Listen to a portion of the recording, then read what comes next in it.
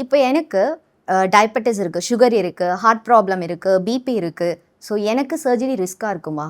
இன்னைக்கு காலகட்டம் that means நம்ம 2026 இந்தியாவில் எல்லார் வீட்டில் சக்கரை பாட்டிலில் இருக்கோ இல்லையோ வீட்டில் இருக்கிற 2லேருந்து 3 பேருக்காச்சும் சுகர் இருக்குது. ஸோ எப்படி எங்களோட ஃபீல்டில் வந்து ஸ்பைன் எண்டோஸ்கோப்பின்னு கொண்டு வந்துட்டோம், கீஹோல்னு கொண்டு வந்துட்டோம், அதே மாதிரி the field of medicine, general medicine, diabetology அவங்கெல்லாம் வந்து ரொம்ப வெல் அட்வான்ஸ்டாக போயிட்டாங்க. அவங்களோட சப்போர்ட் எடுத்துக்கிட்டு எங்களால் உங்களுக்கு பண்ணி கொடுக்க முடியும். ஆனால் அதுக்காக பயந்துட்டு நான் வீட்டில் இருக்கேன்றது எப்படி இருக்குன்னா, லைஃப் பிரச்சனை நாமளே வான்னு கூப்பிடுற மாதிரி இருக்குது.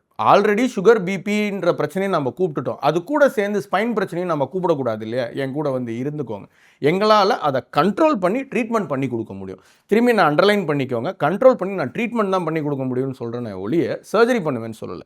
ஸோ இதுக்கு அர்த்தம் என்னென்னா, எல்லாருக்கும் பண்ண மாட்டோம், ஆனால் தேவைப்படுறவங்களுக்கு பண்ணுறது தான் பெட்டர்.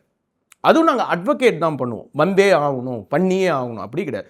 பண்ணால் நீங்கள் நல்லா இருப்பீங்க, பண்ணால் எங்களால் உங்களோட லைஃப் ஸ்டைலை திருப்பி கொடுக்க முடியும். அதை தான் நாங்கள் ரெகுலராக சொல்லுவோம்.